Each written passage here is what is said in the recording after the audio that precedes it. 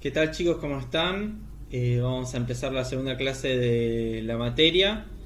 La idea es empezar hablando un poco de cuestiones acerca administrativas, acerca de la materia puntualmente, y luego vamos a empezar a desarrollar los contenidos que corresponden a esta segunda clase, ¿no? Acá ustedes pueden ver que tengo la página de Edmodo. Vamos a entrar a la materia, quizás para explicarles un par de cuestiones a aquellos que no están familiarizados con esta plataforma, ¿bien? Ven, acá están las publicaciones que yo fui haciendo, sus comentarios, la encuesta que estuvieron respondieron, que está bueno ver esos resultados. Y van a tener como dentro del aula virtual tienen las tres pestañas, las publicaciones, que son estas que hago, que ustedes también pueden realizar publicaciones, tengo entendido. Quizás preguntando una duda que tengan o compartiendo algún recurso que les parezca interesante, los miembros del grupo y las carpetas. Dentro de las carpetas van a tener, yo añadí dos carpetas, la bibliografía y otra que se llama archivos. Dentro de lo que es la bibliografía pueden encontrar todos los textos que hay que leer para esta materia, que son, creo que son 7 textos y las dos leyes, ¿no? Las dos leyes, hay un montón de leyes relacionadas con lo que es educación sexual integral, pero estas son como las más importantes de todas. También vamos a estar hablando de otras. Y en las carpetas también, si yo puedo volver para atrás, van a tener una que se llama archivos. Entonces, dentro de archivos van a tener 4.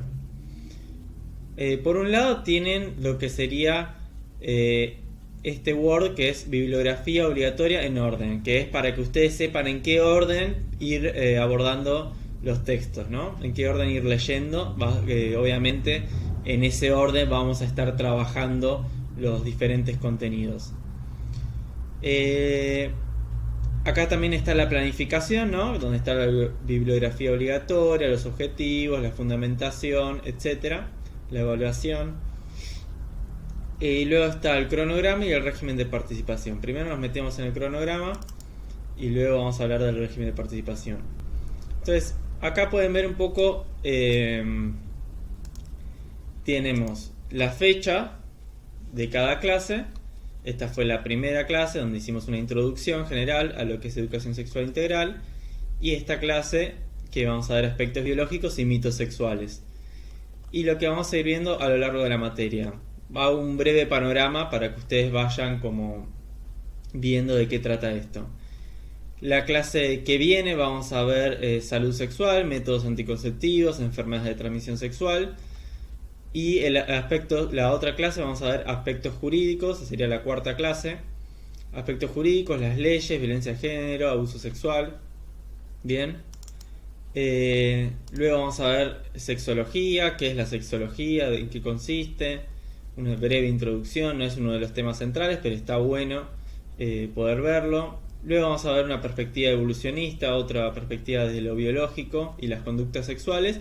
Y ahí más o menos, luego de estos temas, van a tener un primer parcial domiciliario donde van a tener que probablemente utilizar los contenidos y conceptos de la materia que vamos a desarrollar durante las clases y van a estar desarrollados en los textos para ponerlos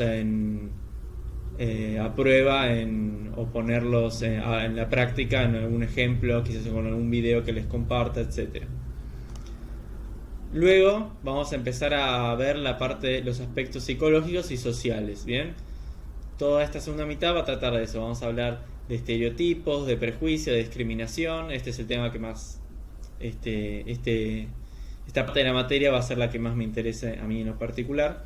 Estereotipos de género, construcción de la identidad, el proceso de socialización, la identidad de género, diversidad sexual e igualdad de género, ¿no? Como contraponiendo esas dos miradas, ¿no? Igualdad y diversidad, cómo hacer frente a esa disyuntiva.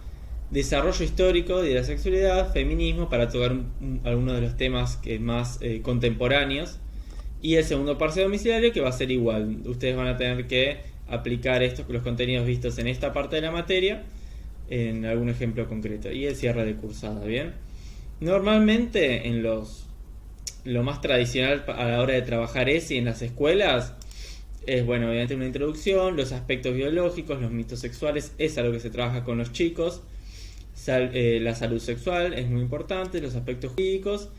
Luego estos tres temas quizás son más un toque personal por mi parte y porque sé que con ustedes que son en los comentarios, que estuve leyendo todos los comentarios que ustedes pusieron en la presentación, son ya muchos están muy formados, tienen mucha experiencia en el área educativa, así que creo interesante quizás tocar un área más teórica que quizás no es lo que un tema que uno trabaje a la hora de dar ESI en primaria, ¿no? No se va a poner a hablar de estas perspectivas, pero para la formación y para la construcción de conocimiento de cada uno está bueno conocer por lo menos estos contenidos. Luego, estereotipo del género es algo que sí se suele trabajar en todo taller de ESI, pero vamos a intentar analizarlo como de la manera más formal, teórica, académica posible. Es un tema que me interesa mucho. La identidad de género también. Vamos a ver un poco qué es la identidad. Vamos a ver un panorama general acerca de la identidad y de qué es y de cómo se construye. Vamos a tocar al final más a modo de debate, quizás a modo de opinión, temas de la actualidad.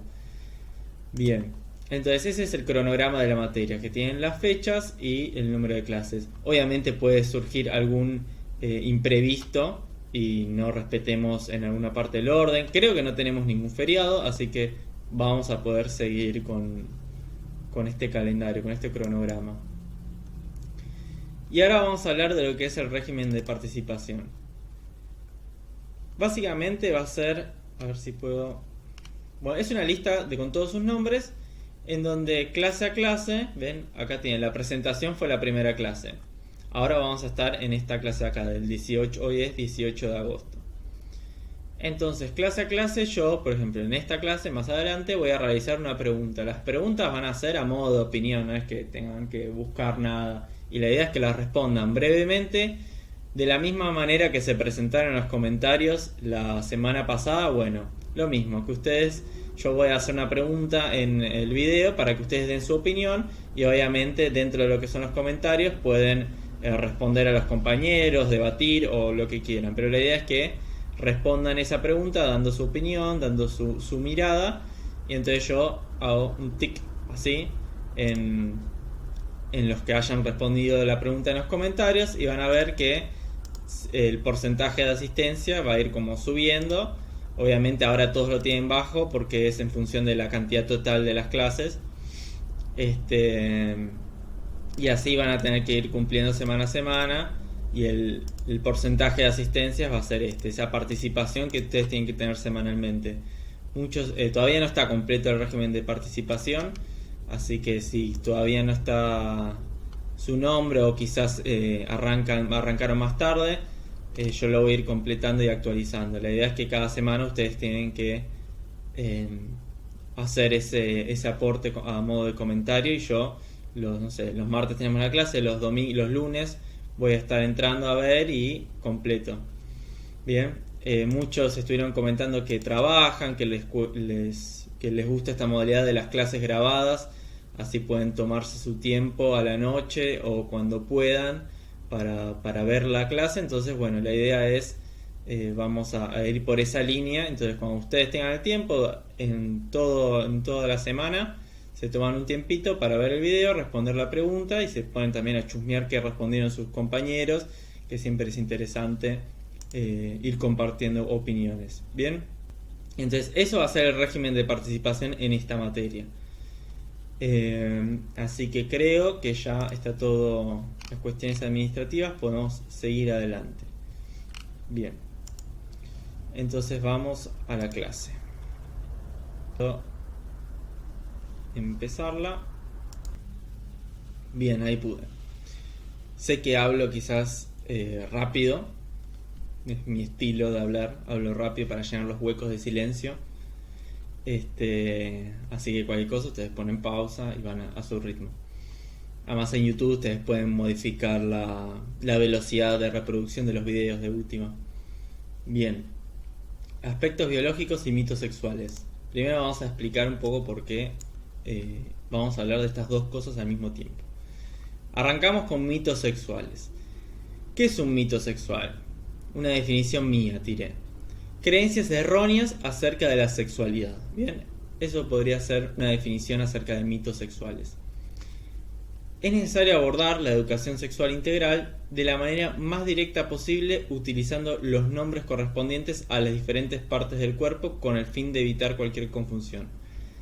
¿A qué voy con esto? Muchas veces dentro de lo que es la sexualidad, como es un tema tabú, es un tema que se suele abordar de una manera particular, uno tiende a, se piensa en la cantidad de apodos que tienen los aparatos reproductivos tanto masculinos como femeninos, ¿no?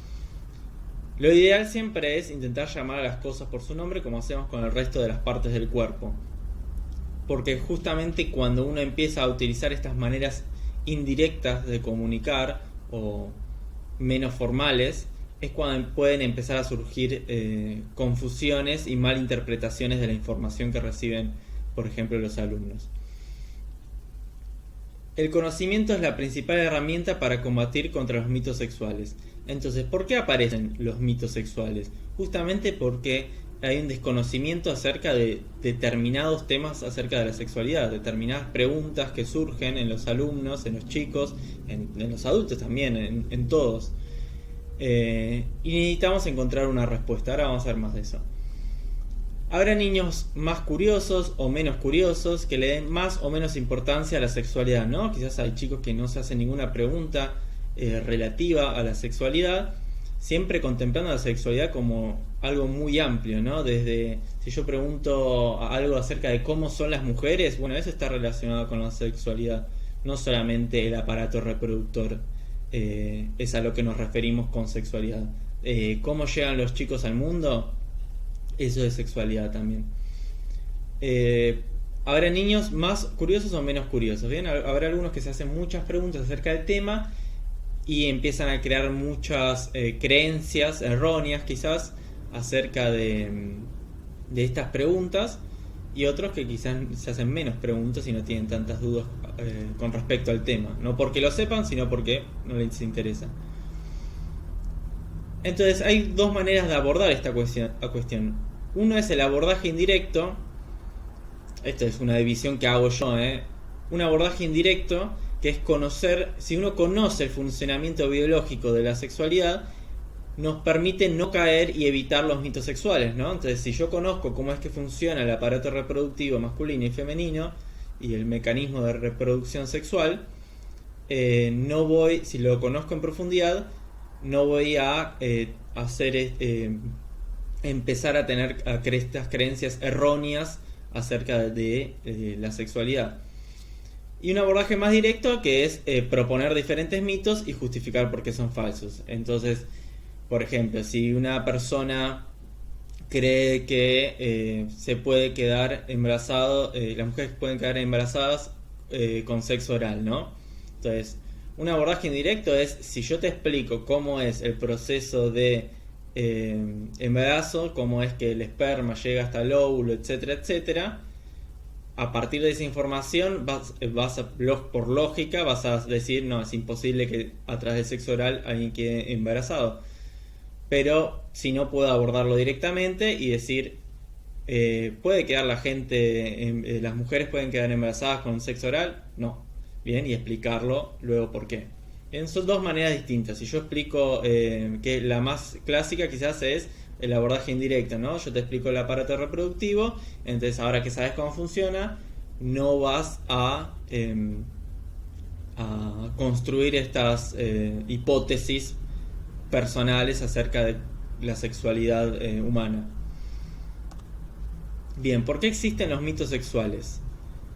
4 factores. Van a ver que yo me despego de lo que dice el texto. El texto es bastante simple, lo pueden leer ustedes y lo van a comprender completamente. Y yo intento abordarlo de otra manera, esos conceptos, para complejizarlos y darles más herramientas para que los puedan entender. Entonces, ¿por qué existen los mitos sexuales? Acá puse 4 factores que yo creo los más importantes en la producción de los mitos sexuales. Por un lado, el desconocimiento, ¿bien?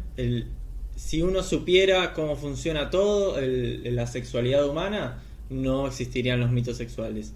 Pero como los chicos no tienen, así como no saben muchas cosas acerca de la realidad, tampoco saben acerca de la sexualidad. Entonces, ante ese desconocimiento, elaboran hipótesis, construyen una respuesta, así como construyen y elaboran hipótesis acerca de un montón de cosas de la realidad. Bueno, esta es una más, acerca de la sexualidad. Necesidad de otorgar un significado a la realidad. Entonces, ante ese desconocimiento y la necesidad de intentar comprender la realidad para poder relacionarme con ella. ¿Qué quiere decir esto? No hay que complicársela mucho. A ver, si yo me voy a yo para, no sé, veo un objeto, necesito saber que es una silla y que cumple la función de una silla y luego voy a poder utilizarla como tal, ¿bien? Necesito otorgar un significado a la realidad, a todo el ambiente que me rodea, para poder relacionarme con ella desde lo más básico hasta las relaciones más complejas, ¿no? Pero las personas tienen un nombre, esta tendencia a dar un significado a la realidad, que no me sale ahora, pero es como una tendencia innata, no sé si está bien aplicada innata ahí, pero es una tendencia que tenemos las personas a darle un significado a la realidad para poder relacionarnos con ella. Cuando no podemos significar algo de la realidad es cuando nos da miedo, cuando nos da curiosidad e intentamos alejarnos de ella. Siempre estamos intentando organizar la información, ordenarla para poder vincularnos con ella. Cuando hay algo que no podemos catalogar, que no podemos encasillar en alguna categoría y nos llama mucho la atención, justamente nos llama mucho la atención porque no podemos encasillarla. Entonces supongan que están caminando por la calle y ven una persona que ustedes no pueden determinar si es hombre o si es mujer. Entonces probablemente, o en un aula, ¿no? Hay un compañero que no pueden determinar si es hombre o es mujer. Probablemente les llame mucho la atención e intenten descifrar y se queden pensando, pero para encasillarlo en uno de los dos géneros, de los dos sexos. Necesitamos ordenar la información que recibimos del ambiente. Es una tendencia que tenemos para relacionarnos con el ambiente. Entonces, como tenemos esa tendencia y tenemos un desconocimiento, empezamos a crear estas hipótesis. Otro tema es que la sexualidad es un tabú, es algo de lo que no se habla y se suele hablar en ámbitos informales, ¿no? Se habla con los amigos, se habla principalmente con los pares. El problema de que la sexualidad sea solo un contenido que se aborda informalmente es que no se puede abordar de una manera académica, de una manera formal. Justamente para eso, acá es donde aparece la ESI, la Educación Sexual Integral, para dar un abordaje formal a lo que es la sexualidad y dar un contenido avalado científicamente, académico, etc. Bien, pero es un gran problema que la sexualidad sea el tabú. Si no fuera tabú, no tendríamos que andar dando educación sexual integral, o no sería una materia específica. Y por último, abordaje de la sexualidad, todos vinculados, obviamente, desde la experiencia personal en lugar del conocimiento científico.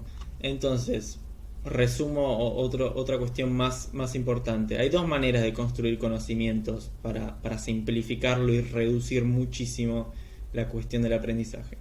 Pero una es, a partir de mis experiencias personales, voy construyendo creencias acerca de la realidad. Y otra es, a partir del método científico, voy construyendo un conocimiento científico acerca de la realidad. Ninguno es peor, ninguno es mejor, ambos cumplen funciones y tienen objetivos diferentes.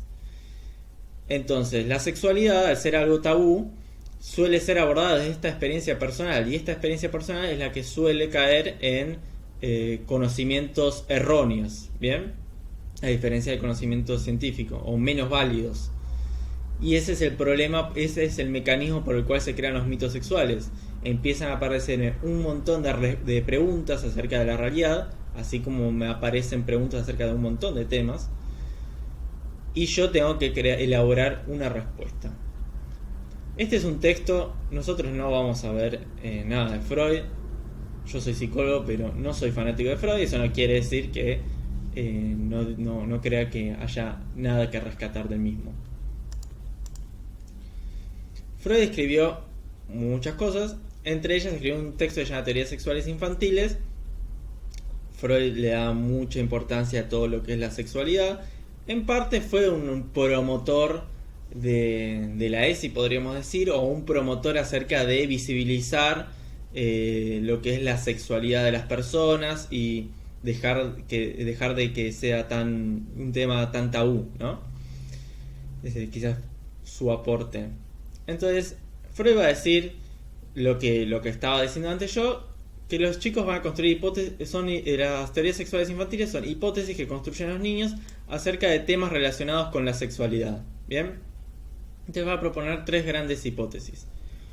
Por un lado, una pregunta que es muy lógica que se hagan los chicos es, y que nos hagamos todos, ¿de dónde vienen los niños? ¿Bien? Entonces Freud lo va a plantear como la teoría de la cloaca. Estos serían como más otros ejemplos de mitos sexuales. Freud lo plantea como que todos pasamos por estas 3 teorías, que es algo erróneo, exagerado.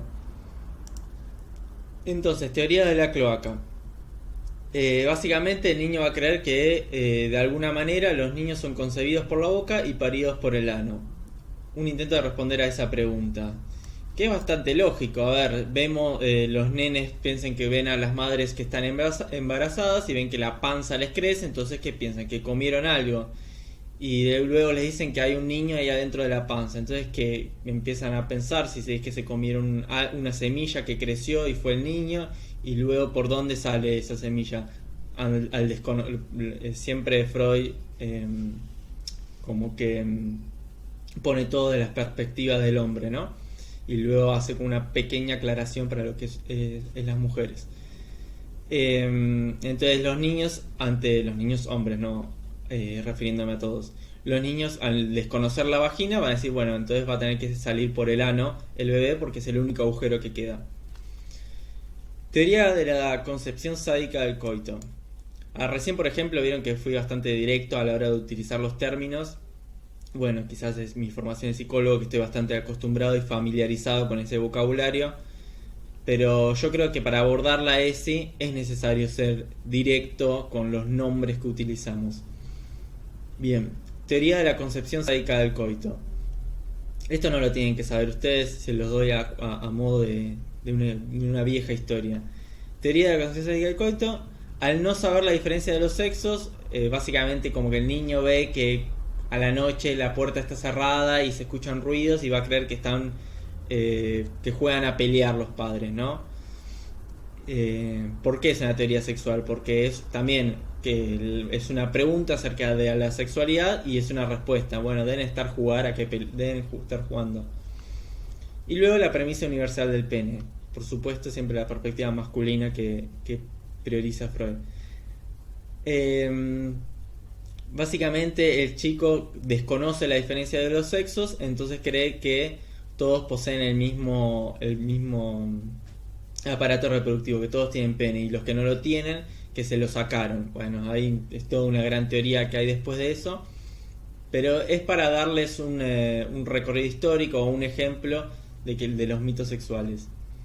Veamos ejemplos concretos, no vamos a leer todos, pero ejemplos concretos de cuáles son los más conocidos o de qué son de mitos sexuales.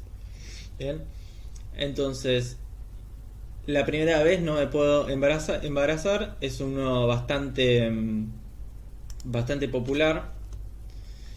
Los hombres siempre tienen ganas. Estos son todos mitos, son todos falsos, ¿no? Existen 2 orgasmos, el clitoridio, bueno, no voy a pronunciar eso bien, y el vaginal. Eso es un mito porque solo existe un orgasmo. El tema es por dónde se llega, ¿no? A través de la estimulación de la vagina o la estimulación del clítoris. Este también es un tema como bastante controvertido o algo así. Porque acá dice, solo aproximadamente el 20% de las mujeres pueden tener un orgasmo con la penetración del pene sin estimulación externa del clítoris. ¿Por qué es esto? Por ejemplo, les voy a dar un ejemplo concreto de cómo el saber biológico puede contrarrestar los mitos sexuales. Esto se produce porque el clítoris, básicamente en toda la piel, nosotros tenemos diferentes receptores, ¿no? Del tacto. Unos que son vibratorios, otros del dolor y otros del placer. Y básicamente el clítoris tiene más receptores del placer que la zona de la vagina. Entonces, estimulando esa zona es por donde se puede llegar al orgasmo. Uno puede realizar esta estimulación a través de dos caminos, pero el resultado que va hasta el cerebro es el mismo. Luego vamos a ver más adelante cómo el principal órgano sexual es el cerebro, porque es el que al fin y al cabo termina procesando toda esta información que recibimos.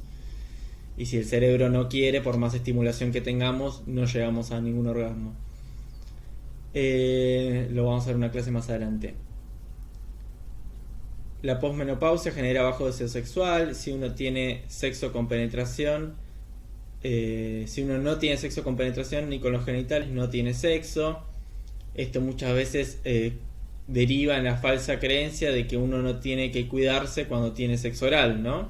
Porque no considera eso sexo, entonces cree que no puede haber una transmisión de ninguna enfermedad. Por eso es importante romper con todos estos mitos sexuales, abordarlos, trabajarlos. Bien, luego hay muchos mitos sexuales relacionados con lo que es cómo cada uno vivencia lo que es la sexualidad, ¿no? A las mujeres no les gusta tanto el sexo oral como a los hombres, relacionados con la masturbación. Había otro que era tener orgasmos juntos indica un mejor acto sexual. Bueno, ahí uno va a tener que abordar la idea de que cada uno va a vivir su sexualidad, a cada uno le va a excitar diferentes cuestiones, ¿no? Y ser abierto y contemplar diferentes maneras. Bien, los hombres tienen disfunciones eréctiles casi siempre por motivos orgánicos y por motivos emocionales. Si usamos doble preservativo, nos cuidamos mejor, falso. El tamaño del pene es decisivo para el goce, etcétera, ¿no?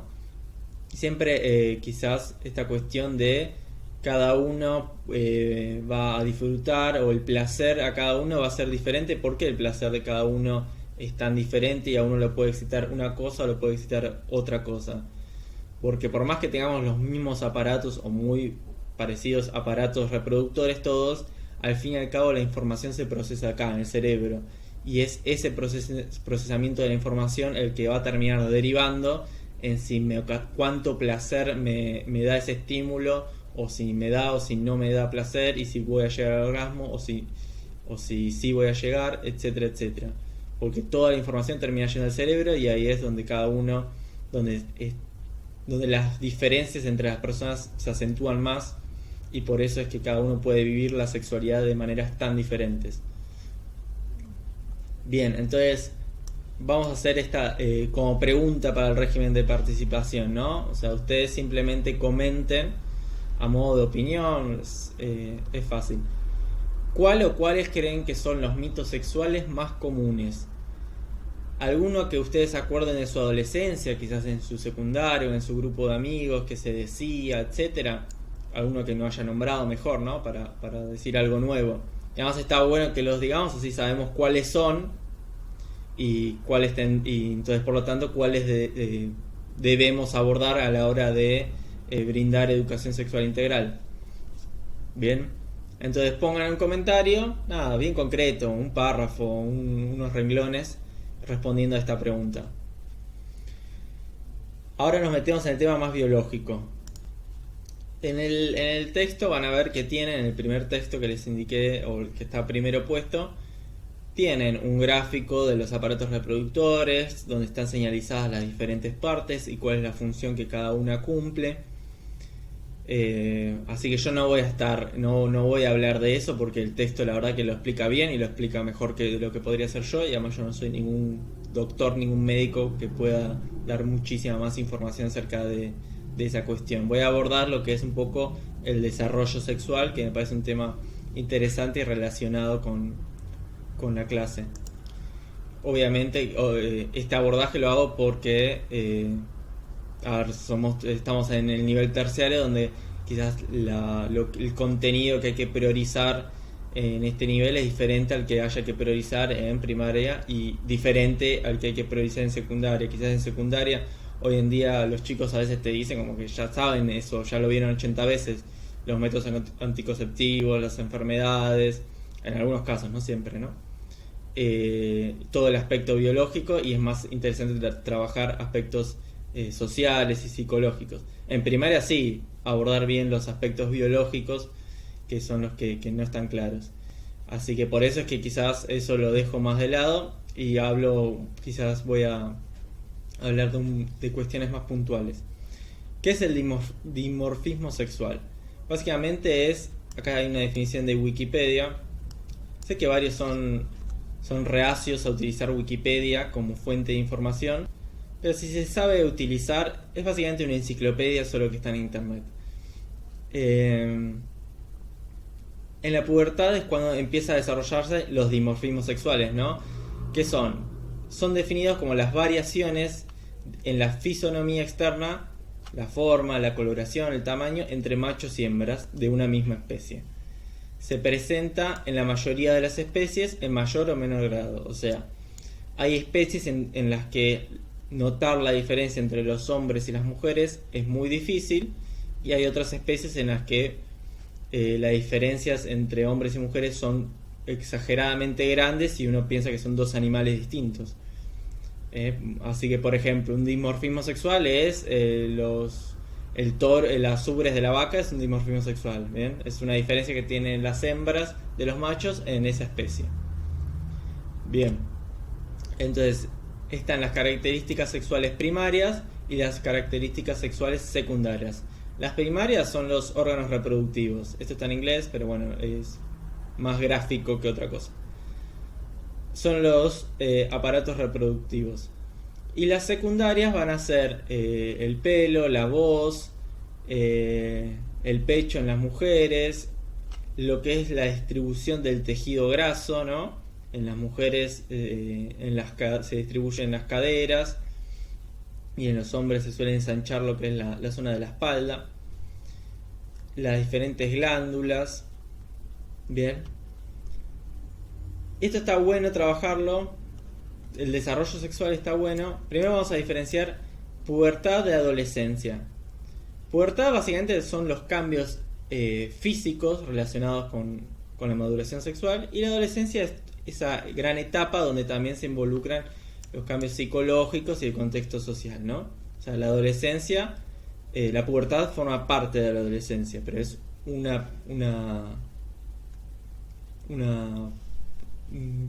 lado más de la moneda, digámosle. Mal. Bien, esto sí es algo que está muy bueno trabajar o informar a los chicos. Yo, por ejemplo, empecé una tutoría en primer año de secundaria, ¿no?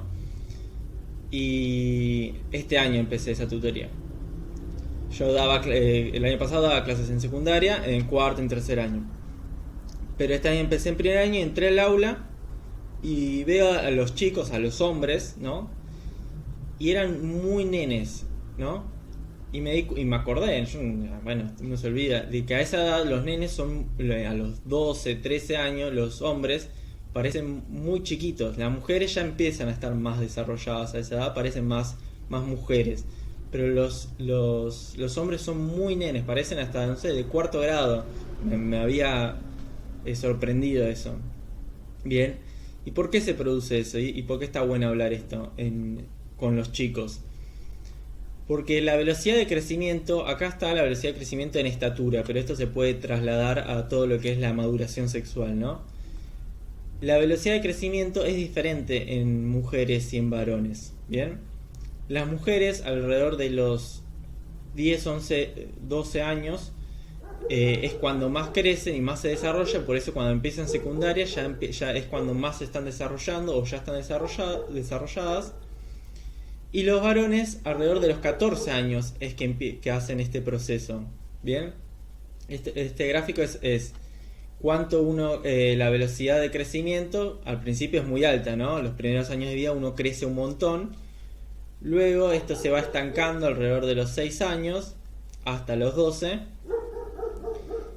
en el caso de los hombres, y hasta los 8 en el caso de las mujeres. Y empieza otro pico de crecimiento durante la pubertad, y luego si a los 16, 18 años uno ya deja de crecer, en este caso de estatura. Esto está bueno hablarlo con los chicos porque muchas veces quizás un varón que ve que todavía tiene cuerpo de nene y todas sus compañeras ya crecieron, son más altas que él. Suele suceder en primaria que las mujeres sean más altas que los hombres y luego esa diferencia se cambia. Así que brindar esta información puede ser tranquilizador para los chicos diciéndole, mirá, a vos todavía te falta para crecer, vas a tener que esperar hasta que estés casi en tercer año para tener ese pico de crecimiento a diferencia de lo que son tus compañeras mujeres. Y también que este pico tiene diferencias, pero a todos nos llega. Hay algo que se llama la escala Tanner, que es básicamente una escala de maduración de la pubertad, ¿no? Que va del 1 al 5, ¿no? Siendo 1 el pecho infantil sin vello púbico y el estadio 5 el completamente maduro biológicamente, ¿bien? No siempre va a coincidir perfectamente la edad biológica y la edad cronológica, ¿no? Uno quizás tiene 12 años y supuestamente tendría que estar en el estadio 2 o 3 y ya está en el estadio 5, o al revés, está retrasado. La idea es que a todos nos va a llegar ese momento de crecimiento, pero a algunos les va a llegar más tarde, a otros más temprano. Quizás sí habría que alarmarse si en una mujer, por ejemplo, no se dio esto a los 14 años, ya sería un motivo de preocupación. Bien. Darle esta información a los chicos está bueno para eso, para que puedan prevenir, para que puedan tranquilizarse, ¿no? Este es un gráfico de la distribución del tejido graso, ¿no? Y las mujeres obviamente empiezan a ser más caderonas y los hombres empiezan también a ver si tengo una imagen, no, a crecer toda la zona de la espalda y los músculos. En esta edad suele pasar que no sé, que la burla hacia las chicas sea que son gordas, que son altas, que son enormes, y la burla hacia los chicos es que son unos petizos, que son unos enanos, justamente por esto, por esta diferencia entre hombres y mujeres a la hora de desarrollarse, a la hora de crecer. Bien. Y por último, como una reflexión, dar información concreta y directa sin dejar de adaptarse al nivel y vocabulario de los alumnos, ¿no? Yo en esta materia vamos a hacer un abordaje como bastante teórico por el nivel terciario en el que estamos, pero en otros niveles uno no puede explicar esto de esta manera. Siempre adaptarse al nivel de comprensión que tenga el alumnado o los alumnos y el vocabulario que utilicen. Uno puede adaptarse a eso. Intentar ser concretos con lo que uno dice, ¿no? Acá en el texto hay como una serie de pautas. ¿Cuándo una mujer debería consultar al médico? Bien, pautas más concretas porque quizás un chico no puede abordar todo la teoría acerca de la sexualidad porque es algo complejo, como cualquier abordaje de anatomía humana.